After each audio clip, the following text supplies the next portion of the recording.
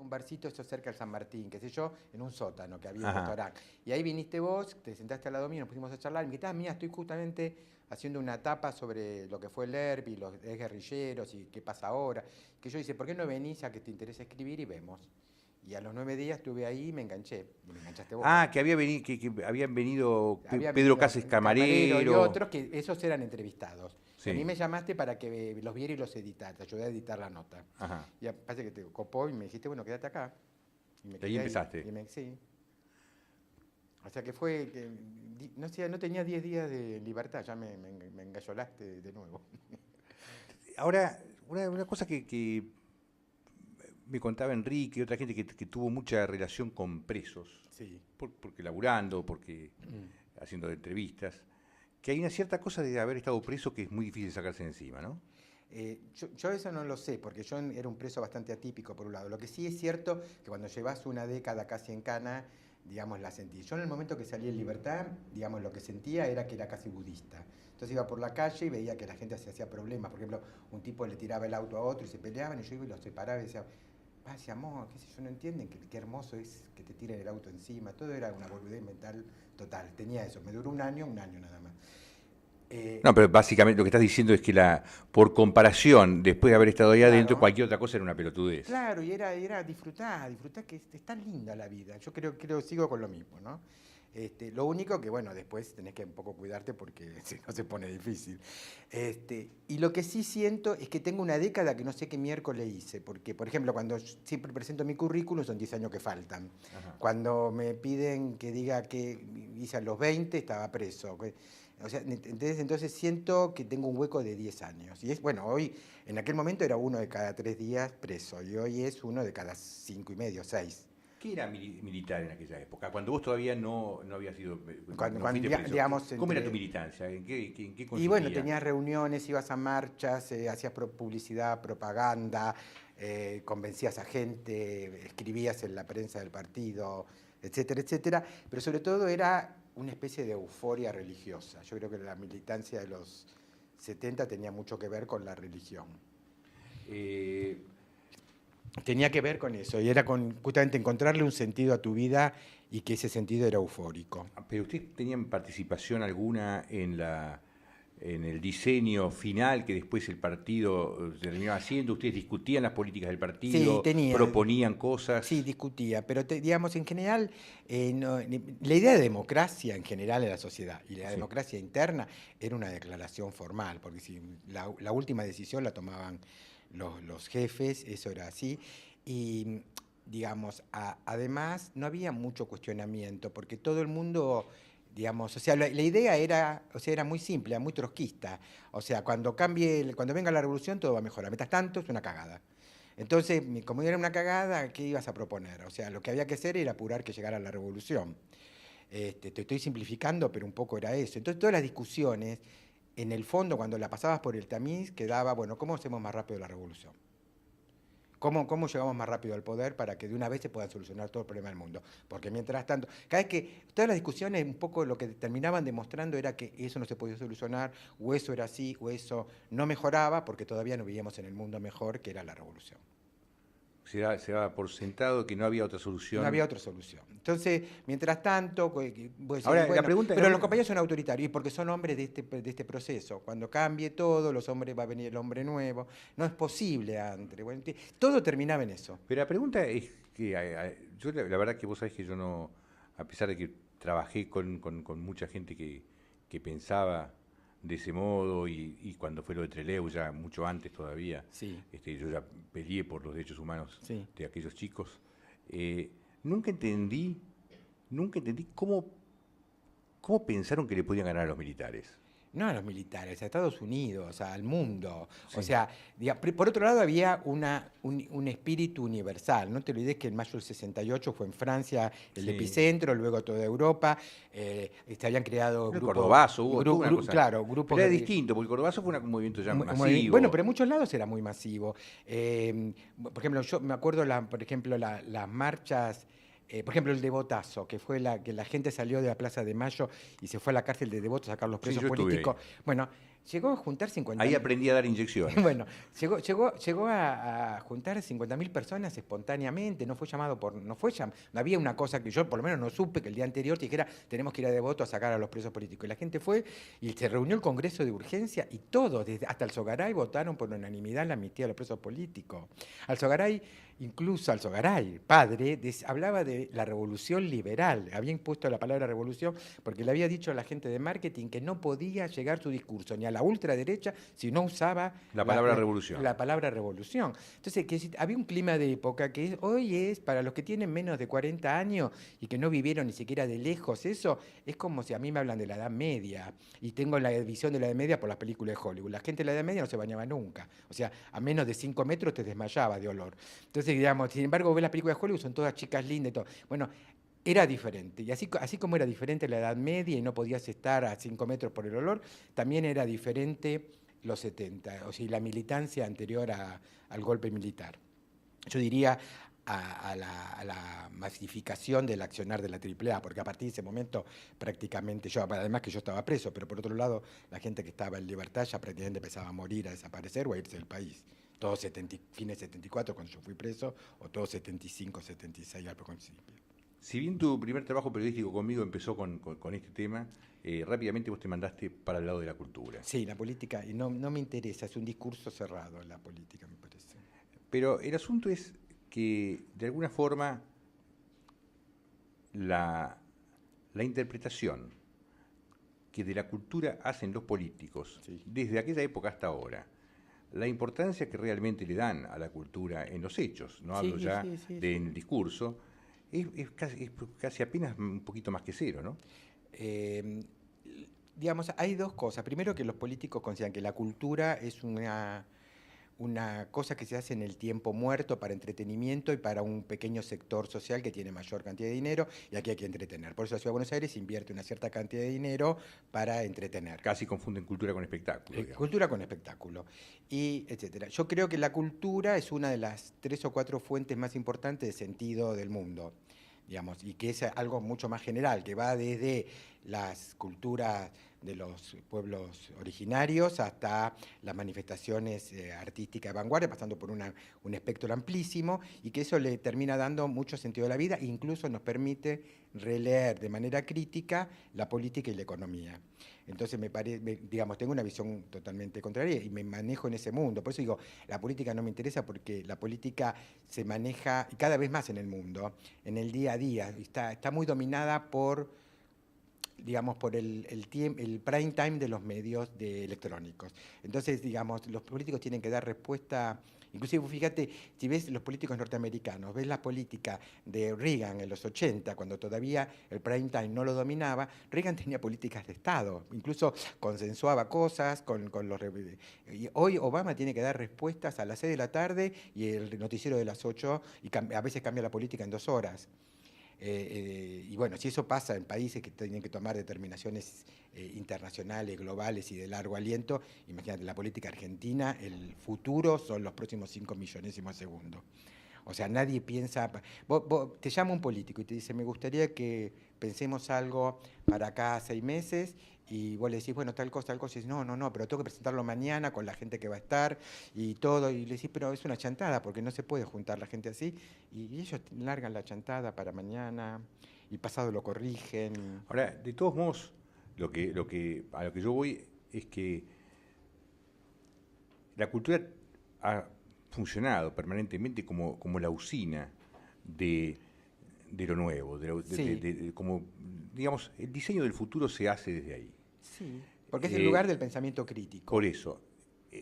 Y es raro entonces que quienes pretenden el poder, o quienes lo tienen en algún caso, no perciban la importancia que tiene atender eso de manera adecuada, aunque sea para su propia consolidación en el poder. Pero yo creo que eso pasa porque la Argentina, digamos, después de Perón, y quizás ahora está empezando de nuevo, mirá que yo soy gorila, o sea que no es que voy a defender a Perón, pero digamos, así como tampoco soy roquista, digamos, Roca y Perón son los 2 tipos que marcaron un siglo, Roca desde el 80 al 40 y Perón del 40, casi te diría hasta ahora, son los que marcaron el sentido de la política. Después de la muerte de Perón, y después sobre todo del segundo gobierno de Perón, la política argentina dejó de tener proyectos de Estado, o sea, pasó a este tipo de intereses y los políticos privilegiaron fundamentalmente.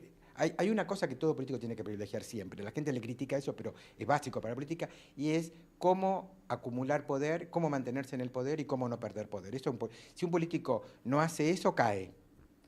O sea, por ejemplo, por eso es el lugar incómodo de Cobo. Más allá que sea genial, inteligente, estés de acuerdo o no con él, el lugar que él está, que es un lugar de la impotencia total, no puede hacer otra cosa que la que ha hecho. Puede hacerlo mejor o peor, podría haber renunciado, que me parece que era peor, puede quedarse, etcétera. Pero, digamos, ese lugar es un lugar de impotencia. El presidente no puede hacer otra cosa que acumular poder. Si mañana Cristina dice, no sé si dice, es más, no me voy a presentar a elecciones, desde mañana hasta octubre Cristina no existe más. Todo el mundo va y le tira manices. Entonces, digamos, o sea, tiene que decir, voy a quedarme hasta el año 2200 y me voy a reciclar y clonar. Pero está bien, pero yo entiendo lo que decís y coincido, pero en ese tiene que, pareciera ser que ninguno asume el papel donde él puede además influir en modificar Claro, esa situación. Es decir, que porque, yo está bien, acepto estas reglas de juego que me impone la realidad, sí. pero al mismo tiempo intento hacia mediano y largo plazo modificar una realidad a Sí. través de otro mecanismo que yo impongo. Eso sería tener una política de Estado. Todo lo demás no es política de Bueno, Estado. pero vos fíjate que, por ejemplo, Uruguay, Chile y Brasil, que siempre son los ejemplos, todo el mundo dice son mejores, tienen una diferencia fundamental con la Argentina. Esto que te decía, después de la caída de Perón, la Argentina se queda sin clase dirigente, pasan a tener sectores dominantes. Son grupos que toman el Estado 2, 4, 8, 14 años, afanan todo lo que pueden, toman todo el poder que pueden, hacen pactos con los grupos empresarios que pueden, y después le toca irse porque hay golpe, por lo que miércoles fuere, y quedan residualmente como en una especie de oligarquía degradada que pasa a ser una clase dominante, pero no dirigente. No tiene prestigio social. En cambio, en Brasil, por ejemplo, donde existe una élite dirigente, que es de derecha, centro, izquierda, ¿no? Muy clara, en general casi todos los políticos son intelectuales. Y cuando no son intelectuales son de muchísimo, por ejemplo, Lula, que es de formación obrera, ¿no? Y que tiene muy poca formación formal, Mm, pero que tiene, primero que es un político de la Zamperra, o sí. sea, ¿no? O sea, espontáneo y, Y tiene una digamos, historia de vida increíble, historia además. de vida bárbaro, pero al mismo tiempo con muchísimo respeto por todo, digamos, siempre se rodeó de los mejores asesores de la política de izquierda y de centro de Brasil. Dilma era una de sus principales asesoras, que hoy es la presidenta de Brasil. O sea, está rodeado todo el tiempo de grandes cuadros que él mismo ha promovido también, porque formó una élite dentro de su partido. O sea, y formó la idea de un partido que lo apoya. En la Argentina no hay partidos. O sea, son grupos. Mañana muere Cristina, ¿no? Y todo esa desbande, ¿a dónde va? ¿Atrás de quién? Bueno, porque cuando a mí me hablan del proyecto, entonces yo le digo, me gustaría adherir al proyecto, ¿por qué no me lo mandás que Mm, quisiera leerlo? sí. No hay tal proyecto. Es decir, ellos se enteran del proyecto al otro día por los diarios, porque Cristina tomó una decisión. Sí. Pero yo conozco, ¿sabés que conozco a alguna gente que forman parte del gabinete Mm. y que se enteran a veces de las decisiones al otro día por el diario? Sí. Bueno, esa práctica le impuso Kirchner, que fue una forma de concentrar el poder total en él, justamente porque vino con la impotencia total desde el sur, sin voto, saliendo segundo abajo de Menem, tuvo que hacer crecer y concentrar poder. Pero lo que pasa es que se pasó a una práctica donde. No creo, yo creo que él hacía lo mismo ya en el sur. No, claro, bueno, digamos, le vino bárbaro su estilo. Por Mm. supuesto que hizo. Yo tengo un amigo que vive en el sur, que es juez, que tiene terror al que vos le nombrás Kirchner y se desmaya por lo que le pasó durante todos los años que gobernó el Kirchner. Pero quiero decir, hay toda una situación que eso lo alentó y fue positivo en ese momento, porque él necesitaba presentar un poder ante De la Rúa, que había sido un flan total, y ante el hecho de que él venía con casi nada de votos, necesitaba concentrar poder. Pero luego eso se convirtió en un estilo de gobernar que continúa con Cristina. Entonces, no se hacen instancias. Ahora, los otros partidos tampoco hacen instancias. Fíjate, los radicales, por ejemplo, están peleándose por cómo disuelven el Partido Radical. Esa es la discusión hoy. ¿Cómo nos destruimos mejor? Entonces, las posturas son, ¿cómo nos destruimos mejor? El peronismo federal, ¿qué propone? Queremos ser la derecha de Cristina, no hay otra. Entonces, y Solano sabe qué hacer, por ejemplo, que es un tipo que, digamos, ideológicamente hubiera estado más cercano al gobierno y está ahí entre. Pero pareciera ser que entonces volvemos al mismo punto, que pareciera ser que lo que sería la médula de la política de un país, Sí. que está relacionada además con la forma en que el Estado interpreta su propio futuro. Sí. Es decir, cómo el Estado diseña su futuro, cómo el Estado, independientemente del partido transitorio que transitoriamente está en el poder, va a diseñar. En esas cosas tampoco hay el más mínimo acuerdo. La cultura forma parte de ese tronco, junto con el Estado, que le dan proyección a un país. Acá, yo me acuerdo cuando No confían en nadie, eso es lo que pasa. No confían en nadie. O sea, los políticos solo llaman a los que ellos conocen o en los que ellos confían. Es muy difícil. Tiene que ser un político muy abierto, venir con mucha formación de ámbitos muy abiertos, como por ahí puede ser foros académicos, donde discutió con todo el mundo a lo largo, por ejemplo, Cardoso, que entonces podía incorporar gente que era de derecha, de izquierda, además, porque había discutido con todo, no tenía problemas de discutir ideas muy diferentes a la suya, pero en general los políticos solo llaman, o sea, cuando ponen a los familiares, a los primos, a los abuelos, no solamente es porque quieren que todos hagan plata, sino también porque también conozco empresarios que hacen lo mismo en sus empresas, que no confían en nadie. No confían en nadie y cuando tienen que llamar a otro, lo supercontrolan, le tratan de quitarle... Pero eso tiene que ver con el tipo de empresario que tenemos y el tipo de político que tenemos. Bueno, como el ladrón cree que todo el mundo es de su misma condición, no confía en nadie. Sí, pero yo creo que los políticos son malos porque la sociedad, digamos, también tiene ese tipo de comportamiento. Los políticos en general expresan de una manera mala. Yo creo que la sociedad es un poquito mejor que los políticos y creo que los políticos son un poco mejor... Eso es otra responsabilidad. Yo a veces me enojo cuando se justifica la actitud corrupta de los políticos diciendo que todo el mundo es igual.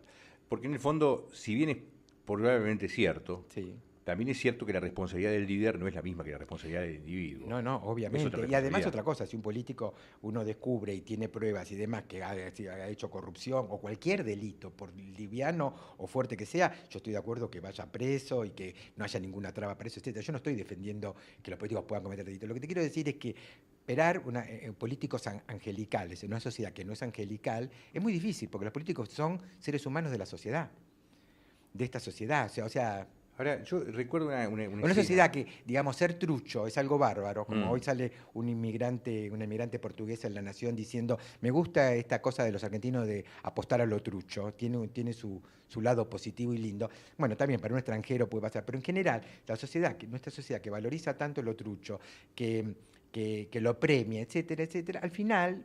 digamos, hemos tenido presidentes truchos muy buenos. Bueno, sí. En general solemos tener casi todo trucho, digamos, ¿no? Hasta yo creo que Perón era una copia taiwanesa de Perón. Vos sabés que yo me acuerdo cuando estábamos trabajando juntos, fuimos a hacer un reportaje, en ese momento todavía vos no estabas en la revista, pero le fui a hacer un reportaje a Alfonsín, que era quien pretendía ser presidente de la Nación. Muy bueno ese reportaje, lo que tú subiste ahora. Sí, ¿no? Él quería ser presidente de la Nación. Todavía no había ganado en el radicalismo. Sí. Y entonces yo le pregunté en el reportaje cuál era el plan cultural del radicalismo si él llegaba al poder. Y entonces el tipo se pone como nervioso y me hace así con el dedo como para que yo apague el grabador, porque no tiene una respuesta. Yo no lo apagué el grabador, hice como que lo apagué, y él me dice, no sé, no hay. Textuales palabras, no sé, no hay. Y yo me quedo sorprendido, y él, que tenía cintura política, enseguida me dice, ¿usted cuál cree que debiera ser? Y entonces yo le contesto, el que usted tiene es el mejor de todos. Me dice, ¿cómo es eso? Y yo, sí, claro, mientras los políticos no se metan con la cultura, pero le manden plata, es lo mejor que pueden hacer por él. Ah, ponga eso, me dice. Y a la noche lo llama a Pacho O'Donnell y a Luis Brandoni. Y dice, ¿estuvo este muchacho del porteño? Esto me lo cuenta el otro día Pacho. Estuvo este muchacho del porteño, me puso en un aprieto, me preguntó por ese asunto de la cultura, y yo no sabía qué responderle. Y eso que Alfonsín era el más abierto a este tipo de cosas y el que más después se apoyó en intelectuales y los convocó. Y entonces dice, haceme un favor, con Luis, organícenme ese asunto de la cultura. Textuales palabras. Organícenme ese asunto de la cultura. Y con todo, después se mandó un plan cultural que más o menos, qué sé yo, después de eso no hubo ningún plan cultural. Cosia no tiene un plan cultural. No, bueno. Cero. Bueno, Yo creo, digamos, como decís vos, es más, yo creo que una forma buena es casi ni siquiera tampoco mandarle plata a los artistas. O sea, que el Estado se desentienda completamente de los Que no artistas, intervenga. que no intervenga, porque también el arte demasiado subsidiado termina siendo soviético, ¿no? Y tenés que ver lo que es la escultura en Chaco. Bueno, ¿No viste en Chaco sí, las sí. esculturas por toda la calle que Sí, son sí, sí, horribles? sí, sí, sí, sí. No, por eso, digamos, cuando el Estado quiere hacer mucha cultura, también me asusta un poco. En eso soy hiperliberal. Tuiteros preguntando, eh, si existió algún gobierno que no haya entendido a la cultura como el espectáculo. Eh, Alvear, ¿no? Por ahí. No sé, tanto de historia no sé. Yo, además quiero decir una cosa a los tuiteros. Sí. Twitter me forzó a mí, incluso ahora al hablar, a no decir yo creo, pienso, es lo que a mí se me ocurre, pero no estoy muy seguro. Que en realidad yo quiero mediatizar así. Yo no tengo una verdad ni nada como para saber. Tampoco soy historiador como para saber todos los planes anteriores. Me parece que la cultura como espectáculo empieza justamente con el peronismo, que es el primero que aprende a través, bueno, cuando uno dice esto, le dicen que uno se volvió gorila, pero realmente, y porque lo aprendieron todo el mundo, también lo aprendió Churchill, lo aprendió Estados Unidos, lo aprenden del fascismo y de Hitler, que la cultura y la propaganda espectacular son necesarias para la nueva política. Esto fue el primero que lo hizo, fue el fascismo y el nazismo, y luego todos los gobiernos, de derecha, de izquierda, de centro, todos lo tomaron en todos los países del mundo. Churchill fue uno de los grandes ejemplos que El pone. realismo socialista, ¿te acordás? Bueno, el realismo socialista, etcétera. Eso fue antes, me parece, que el El realismo fascismo. socialista es anterior, pero Sí. justamente porque le daban, la izquierda era el que más bola le daba a la cultura, Mm. y entonces justamente la tomó como arte propaganda. Pero la que la difundió a Occidente y desde ahí a todo el mundo fue fundamentalmente Mussolini y Hitler, y Pero ahí bueno, tenés un y caso, Leni ahí Riefenstahl, tenés ¿no? un caso interesante de lo del realismo socialista Sí, y Malevich. sí, Porque cuando uno piensa en la imposición de un Estado sí, como el ruso, como el soviético, que era, digamos, la imposición del soviético, bueno, podías decir, hago lo que quiero igual. Si sí, estabas sí, ahí, te mataban, es decir, sí, vos tenías sí. que hacer lo que te decían. A pesar de eso, con todo el dinero del Estado, con todo el poder, el realismo socialista realmente, si vos ves un cuadro hoy, no tiene ninguna importancia. Bueno, Sin embargo, atrás de esos tipos, sí. en su casa, hacían Malevich y todos esos tipos hacían la otra cosa, ¿no? No, Es decir, claro. como el Estado, cuando se equivoca, cuando presiona. Es que el Estado, como, mira, recién alguien me ponía una cosa en Twitter antes de venir y yo le dije, todos los estados quieren inventar su propia historia y nunca lo logran. O sea, a lo sumo la pueden imponer mientras tienen el poder absoluto, pero los estados ahora no tienen el poder absoluto, cada vez tienen menos, porque cada vez las sociedades son más complejas y por eso también, entre otras cosas, es más difícil tener un poder absoluto. China es el único que intenta hacerlo y sin embargo tiene montones de problemas. Mira, acá hay Marta dice que es el motivo por el cual, a pesar de tener más posibilidades, Cristina no lo apoya a Filmus, Sí. no confía en él. Es posible, no lo sé, pero que la verdad que, o sea, tanto la interna de si apoya a alguien o no, porque eso no lo conozco, porque encima no, estoy tan alejado de la política en general y del peronismo en particular, que no lo sé. Lo que sí creo es que los políticos no apoyan a aquellos que no confían, aunque, bueno, lo que hicieron con Tellerman. Si hubieran apoyado a Tellerman versus Macri, le hubiera peleado mucho en aquel momento Tellerman. Y no confiaban en lo más mínimo, por eso no lo tuvieron como candidato y perdió y ganó Macri. Mm. O sea, Macri tenía un cierto apoyo fuerte, No, pero pero si en lugar de dividir entre Macri y eh, Filmus eh, iban en uno solo, iba solo. obviamente ganaban. No sé si ganaba, pero estaba ahí de ganar. Y no pudo, y quedó 60-40 porque obviamente porque se dividió. No, pero una vez que ya el balotaje es otra cosa, pero si de entrada iba uno que sacaba 40 o Sí, 38, sí, como podía sí, haber sí. sacado, cambiaba la mano. Cambiaba totalmente la Acá mano. un tal Jarif pregunta a Molina qué pasó con el proyecto de jubilación para escritores presentado en la legislatura. ¿Sabes algo de eso? No, primero que no lo sé. Sí. Segundo que no, digamos, no sé bien todas las cosas. Ayer o antes de ayer leí que está por aprobarse. Y Ajá. creo que tienen que tener 6 libros registrados, etcétera, etcétera, y va a los 60 años y hay una jubilación mínima. Igual es una discusión muy secundaria porque en el momento de mayor apogeo puede llegar a ser 1000 jubilaciones, una cosa por el estilo. No hay 800.000 escritores que tengan 6 libros. Sí, aparte como Yo no me podría ni presentar, por ejemplo. ¿6 libros tiene que tener? Sí, sí. Creo que yo estoy en contra de publicar libros, pero bueno. Este, Como John Cage, que hizo 2 libros para explicar que no había que escribir libros. sí, yo creo que el libro ya no va más. Pero no por La vas a enojar a mi amiga Marina, ¿eh? Eh, ¿Qué te decía? Sí, me parece bien porque, bueno, hay de todo en ese tipo de cosas. Que va a haber un montón de gente que publicó libros toda su vida, se los pagó, qué sé yo, no tuvo ninguna repercusión y hay escritores que están en la miseria y vale la pena que gane. Qué sé yo, son mil casos, Acá ¿no? Roy Villarroel pregunta, y te manda saludos, ¿qué le parece que podría reemplazar el hábito del lector de suplementos culturales? Porque yo puse hoy varias cuestiones, porque estoy por participar en una mesa, me invitaron de la Universidad Abierta Interamericana con Daniel Link y María Moreno Sí. para junio. María, ¿cómo anda María? Sí, bien, ahora no sé si está o está por irse a China, Ajá. pero hace un tiempo que no hablo con ella.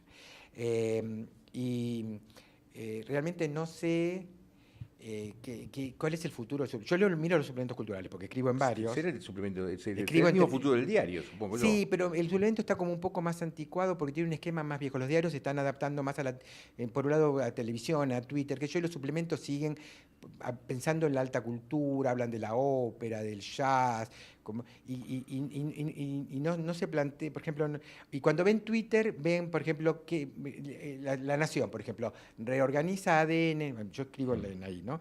Y reorganiza ADN, entonces para poner un tema de actualidad pone la literatura en Twitter. ¿Y qué hacen? Habla de los escritores que tienen Twitter, todos viejos que ninguno tuitea, Hmm. ¿no? Y entonces habla de cómo ellos informan, pero los escritores no usan, entonces no piensan el fenómeno Twitter. ¿Entendés? O sea, creo que no. Tratan de ver cómo usan Twitter gente que no lo usa, que son los escritores viejos. Incluso de los nuevos, pone, para nombrar nuevos a varios escritores, varios de los cuales en esa época ni siquiera lo usaban. Habían sacado una cuenta de Twitter, pero no tuiteaban. Entonces, quiero decirte, me parece que el suplemento cultural hoy está muy en crisis. Mauri pregunta en qué partido militaste. Yo en Sí. el Partido Revolucionario de los Trabajadores, cuando fui preso, antes en varios, que ya ni me acuerdo los nombres. Fuerzas de Liberación América Latina, qué sé yo, ni me Y acuerdo. Diego dice que el Estado interviene en la cultura necesariamente, lo busque o no. El Estado quiere intervenir en todo, pero justamente como yo creo que una de las cosas buenas, por ejemplo, de Coche es que no le da bola a nada. Por eso, digamos, creo que la cultura argentina tiene tanta energía positiva porque el Estado no se mete. O sea, Cocha se preocupa de darle a Cocha y el que estuvo antes que él y el que estuvo antes, a darle subsidios, bonos, becas y viajes a sus A sus 15, amigos. 15 amigos y las 15 gente que a él le gustan y punto. Esa gente viaja y demás. Yo, por ejemplo, yo nunca viajé con nadie, ni siquiera con amigos, enemigos, nada. O sea que puedo hablar tranquilamente. Y listo, y no hay ninguna política. Pero Entonces, Cosia es un tipo notable. Vos sabés que la otra vez me lo encontré en Arteba. no lo conozco. Yo produjimos una obra Sí. de teatro juntos hace muchísimos Ah, años, cuando yo todavía estaba en el Porteño. Y entonces me dice, che, había que sacar el Porteño de nuevo. mm, Y digo, podría ser, qué sé yo, podría ser. Y me insistía, y entonces me dice, sí, habría que pensar a quién ponemos de director, mm. dice Cosia. ¿Te gustó esa? Sí. Bueno, acá preguntan, otro tuitero pregunta si existen nuevos movimientos artísticos, culturales en Argentina, porque la cultura parece un poco alquilosada.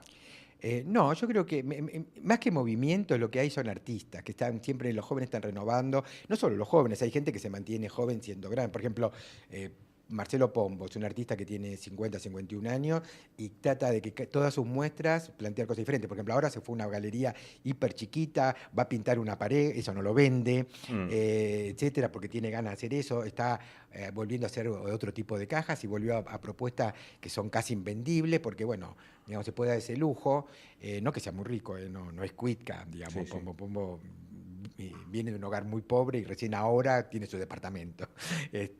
Y sin embargo es un tipo de 50 años y hay otros artistas muy jóvenes. Yo lo que no veo, y eso me gusta, que no haya movimientos, porque los movimientos en general El movimiento es un invento, es un armado son, posterior son siempre. armados posteriores. Por ejemplo, Muy pocas veces uno mira hubo. el surrealismo y cuando empieza a hablar de los surrealistas que a uno le gustan, por ejemplo, Artaud tocó el surrealismo, Sí, pero en la realidad mayoría no fue estuvieron. echado, etcétera. O sea, los artistas realmente interesantes, surrealistas, no fueron muy surrealistas.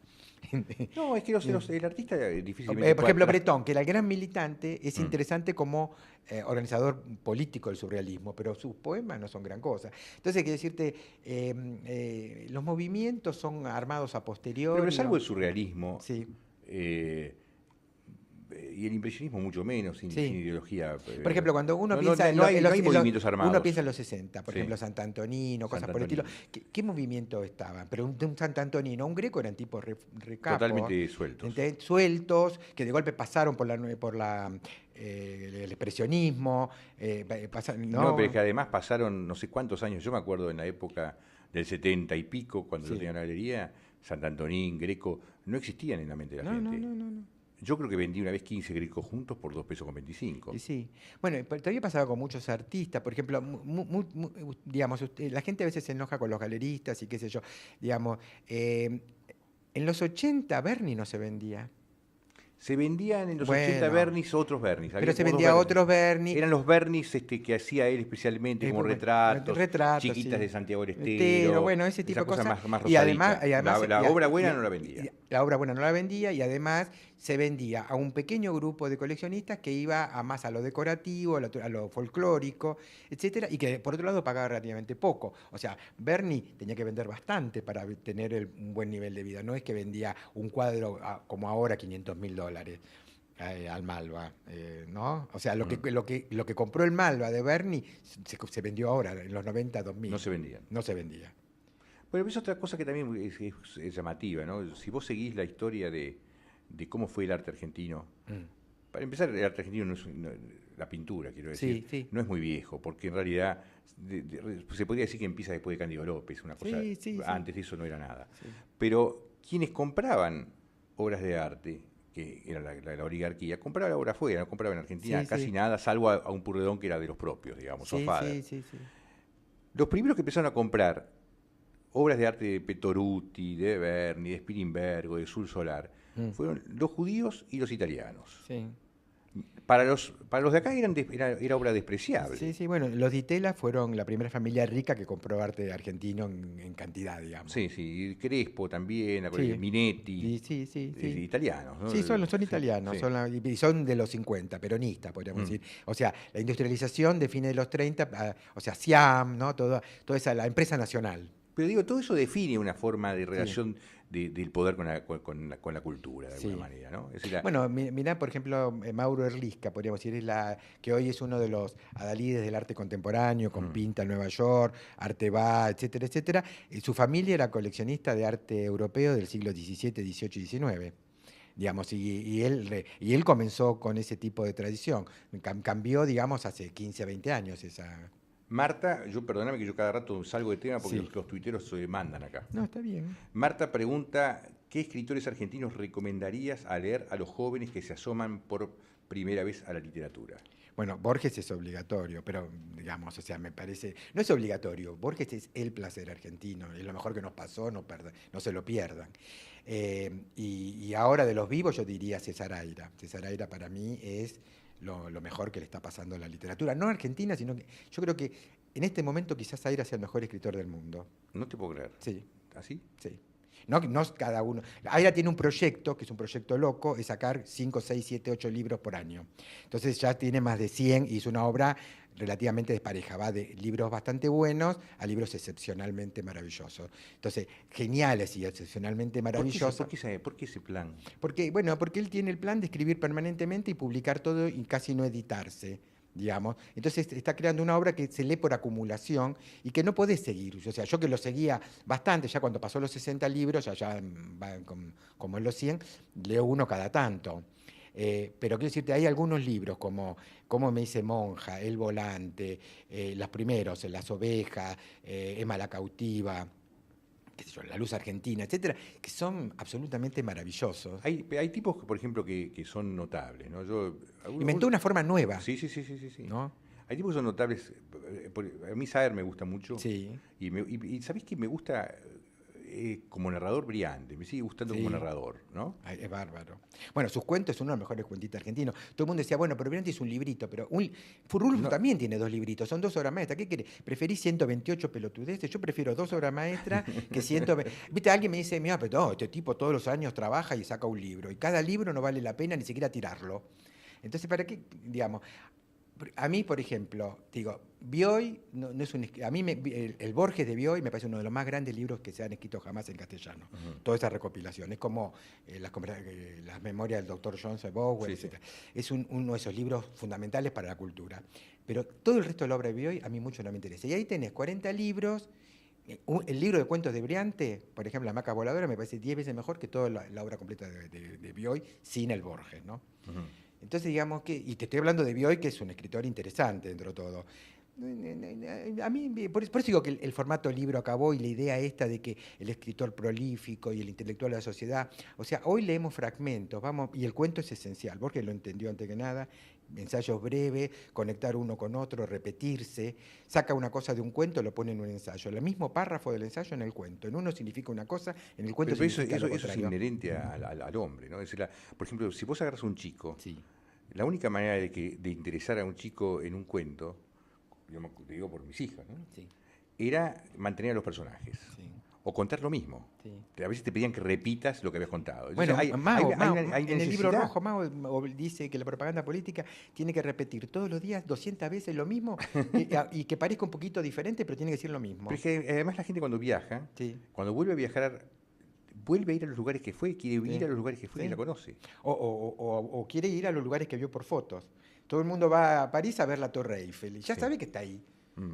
¿No es cierto? Si vos no vas, no se va a caer, qué sé yo. Entonces, o ir a Nueva York a ver, como es Times Square, que va a ver los afiches. Pero lo interesante es que cada uno de ellos se cree original. Sí. Eso es lo bueno que hizo Dios, No, ¿no? lo incorpora el aura a la vida, o sea, el momento, yo estuve aquí. Sí. Bueno, eso es la marca personal. Y me parece que también en las lecturas eso se nota. Por eso que la gente dice, ¿qué recomiendo? Yo recomiendo en abstracto, pero realmente la lectura es de placer. O sea, a veces, Borges en eso era genial, decía, lee lo que te dé placer. Si empezás a leer Shakespeare y Shakespeare te aburre o no te gusta, Largue. lárgalo. Todavía Shakespeare no ¿Cuál fue el escribió libro que para te vos. metió, cuál fue el libro que vos podés decir me metió en la literatura? A mí fue Edgar Allan Poe. A vos quién te metió? Y a mí, yo soy un adolescente típico, me metió Cortázar. Cortázar. Sí. Por eso mismo, cuando todo el mundo le pega ahora, me parece un poco malvado, porque por otro lado tiene páginas geniales. Es un Bueno, borgiano menor, eso es lo que parecido. pasa. Cortázar traducía a Poe y de alguna Bueno, manera fue muy influenciado es el gran traductor de Poe al castellano. Y bueno, que justamente por Cortázar, o sea, siguiendo a Cortázar, yo entré a toda la literatura. Entré justamente a Poe porque él lo había traducido y a todo lo que él nombraba. Todo lo que él nombraba además yo lo seguía. Esto estoy hablando de los 60 cuando yo tenía, que yo entre 12 y 16 años, 17 años, ¿no? Te pregunta qué opinas sobre Carlos Regazzoni como pintor. No, no me interesa para nada. A mí tampoco. ¿Cree en la revolución del ebook? El ebook me parece es un producto de transición. Es un producto que va entre el libro y lo que va a venir, que no sé qué es. Pero el ebook no lo veo como una instancia como el libro, que va a durar 4 siglos o demás. Me parece que el ebook todavía tiene lo del libro, pero a diferencia del libro va a permitir linkar, el hiperlinkado con otras cosas, salir a lo multimedia, de golpe vas a tocar una palabra y vas a ir a un mapa de Nueva York y vas a poder viajar por la calle y te fuiste. Entonces me parece que ahora, como leemos así ahora y vamos a leer cada vez más así en el futuro, el ebook va en camino hacia eso. Pero el ebook ahora está muy montado todavía sobre la idea del libro. Vos sabés que hay una vieja historia judía, le preguntan a Rabbi Akiva, ¿cómo haces para sintetizar en una frase y parado en una sola pata Sí, la Biblia? Y él dice, él se manda un tuit, sí. él dice, amarás a tu prójimo como a ti mismo. Ujú. Que de alguna manera siempre se puede sintetizar, todo. Sí. Y la otra vez hicimos una prueba para Plaza de Mayo de tratar de hacer una nota larguísima en 5 tweets y realmente se puede sintetizar. Yo creo que de alguna manera esa es la tendencia, ¿no? Porque la capacidad de atención cada vez se hace más difícil. Sí. Y hay tanto para saber que si querés saber una sola Sí. cosa, Uno tiene que estar abierto a que tiene que leer todo en contexto.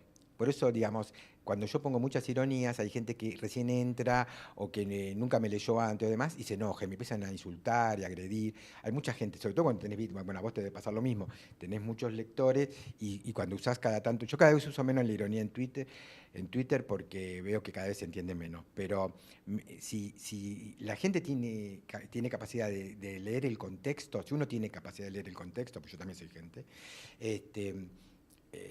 digamos, se puede resumir mucho y se puede acordar mucho. Porque Acá viene una señora que parece que está media así con vos. Dice, Medina, Renata, dice, está bueno, pero nada que ver con lo que dice siempre. Por lo general apoyás mucho a los K.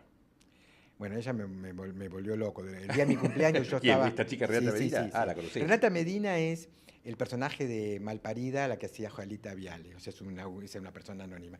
Y permanentemente ella cree que yo soy secretario de Cristina, o que soy militante o algo así. Entonces permanentemente me agredía, me decía que corrupto vos, qué sé yo. Entonces al final la bloqueé porque era impresionante. Ah, pero está mirando ahora. Bueno, no Igual te importa. quiere, se ve. No, ya sé, pero viste, bueno, hay gente que me quiere y me quiere envenenar. Yo te digo, realmente que me insulten 100 veces por día no me daba mucho placer. Escuchá, Y aparte acá... con mentira, porque yo no, viste, vos sabés, Sí, yo te conozco me bien. conocés que de cristinista no tengo nada. Decime una cosa, Marta pregunta si podés decir 2 palabras sobre Facundo, sobre el Facundo. Qué sé yo, 2 palabras, es difícil hacer un tuit. Porque ahora estoy hablando y Sí. soy más barroco. El Facundo para mí es uno de los grandes libros, no solo de Argentina, sino en castellano. Sarmiento en general es un personaje que a mí me fascina por el gran proyecto, que es el único que yo apoyo en política, que es la educación pública laica, masiva, universal y de calidad para los pobres también. Que es un proyecto único que Argentina tuvo, que lo tuvo Suecia, que lo tuvo Estados Unidos, pero que lo tuvieron pocos países en el mundo. En América Latina es el único país. Por eso que la mayoría de los países de América Latina, los pobres, tienen una educación tan deficiente históricamente. Porque había programas para las escuelas públicas para pobres y programas para las escuelas para ricos. Por ejemplo, en Chile en el siglo XIX no se enseñaba en las escuelas públicas historia universal. Solo se enseñaba la presidencia y quienes mandaban en Chile y la versión oficial, porque con eso los pobres más no tenían que saber. ¿Qué importaba que ellos supieran de Grecia o de Roma si eran pobres? Digamos, acá en el colegio secundario para todos se hizo el programa el mismo, y eso funcionó hasta el 75. Durante un siglo fue una utopía maravillosa. Y Sarmiento en el Facundo, que lo escribe no sé si en 15 días, en un mes, porque es un volante. Sarmiento está en Chile, exiliado en 1845, y se entera que Rosa va a mandar su delegado al gobierno de Chile para que no le dé bola a los exiliados y no se lo saque porque le están rompiendo las pelotas. Y entonces Sarmiento saca un libro para conmover a los chilenos y a conmover a los argentinos y demás, y cuenta que es lo que a él se imagina que es la barbarie argentina y la potencialidad. Entonces cuenta Facundo, y a la vez que muestra que el gobierno de Rosas es terrible, que está en contra de la educación, que en vez de traer la civilización trae la barbarie y todo lo demás, pone como ejemplo de la barbarie a Facundo, pero se enamora. Entonces lo pone como incomprensible, no puede entenderlo, pero a la vez trata de ser ecuánime con Facundo. Entonces es un libro de un nivel de contradicción, de pasión, donde cada frase es una daga, ¿no? Es un libro maravilloso. Si alguien me dice quiero conocer la Argentina del siglo XIX, lee el Facundo.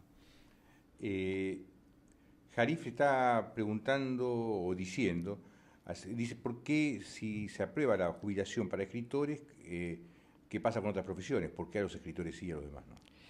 No, pero la jubilación es para todo el mundo. El problema es que por ser escritor jamás te reconocían que eso era una profesión.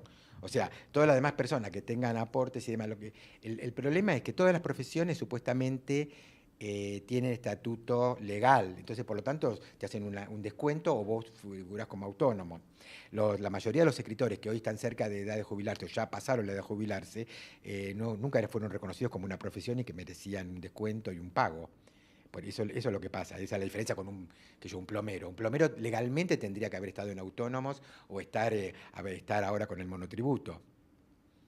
Decime una cosa, hacemos 3 preguntas siempre nosotros al final. Una de ellas es, ¿cuál fue el plan que más pensaste, pergeniaste, intentaste y que te salió mal? Tanto que no sabría cuál decir. Mira, yo presenté muchísimos planes a gente empresarios, etcétera, etcétera, porque querían hacer cosas y en general ya voy con dibujo cualquier cosa en el camino porque ya sé que no salen.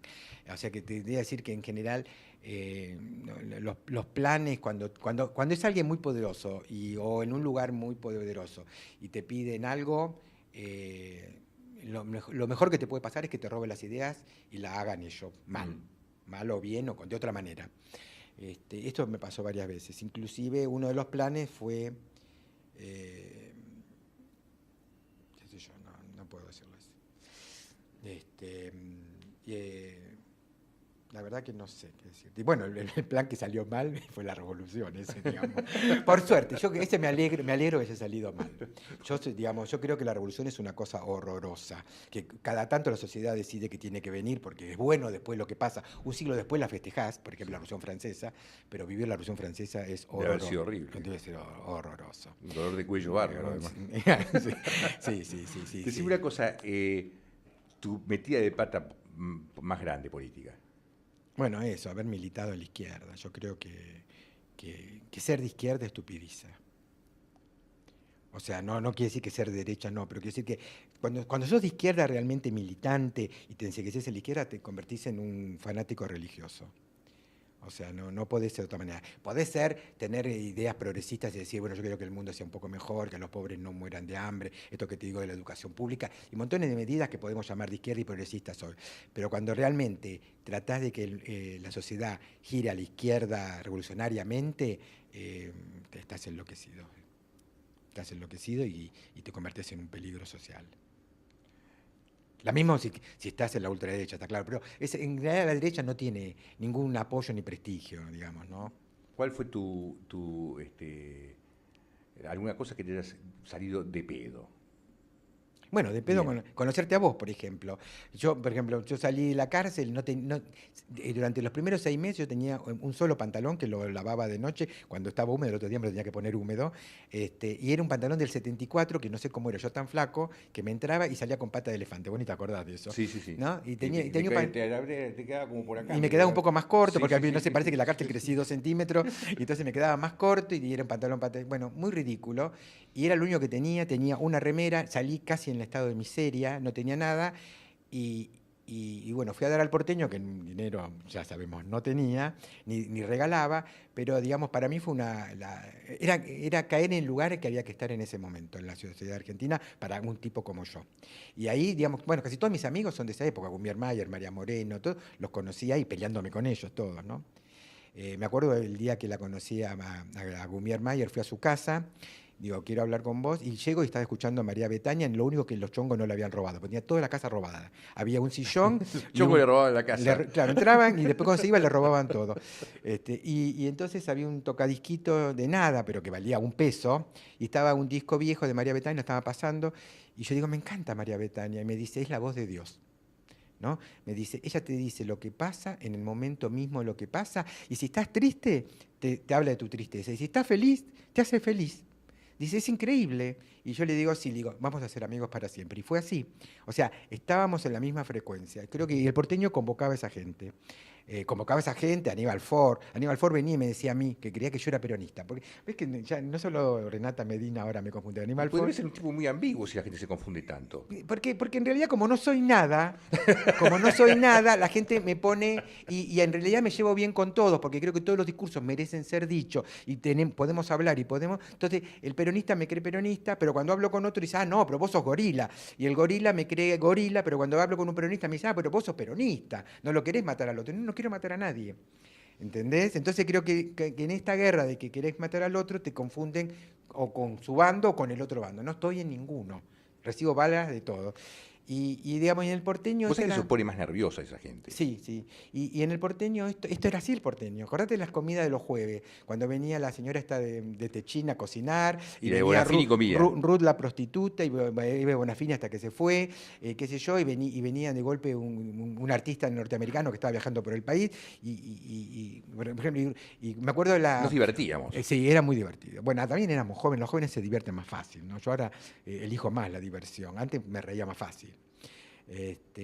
No, pero también era muy energizante. Yo extraño ese tipo de circuitos. Yo creo que los jóvenes generamos circuitos, cuando somos jóvenes generamos circuitos y hay cosas... Lo bueno de los 80 y el porteño como espíritu de esa época fue que lo creativo era divertido y lo divertido era creativo. Uno ve, por ejemplo, lo ve Virus, ve Los Redonditos y ve Soda Stereo, que son 3 grupos del momento, y ve que era una fiesta, pero una fiesta inteligente. O sea, digamos, eso medio se separó. Después, mientras más te divertís, menos sabes lo que estás haciendo, estás más drogado. Y mientras más pensás, menos te divertís. En aquel momento nos divertíamos bailando y pensábamos bailando. Daniel, un placer tenerte acá y un gusto haberte escuchado. Bueno, bárbaro, me alegra mucho.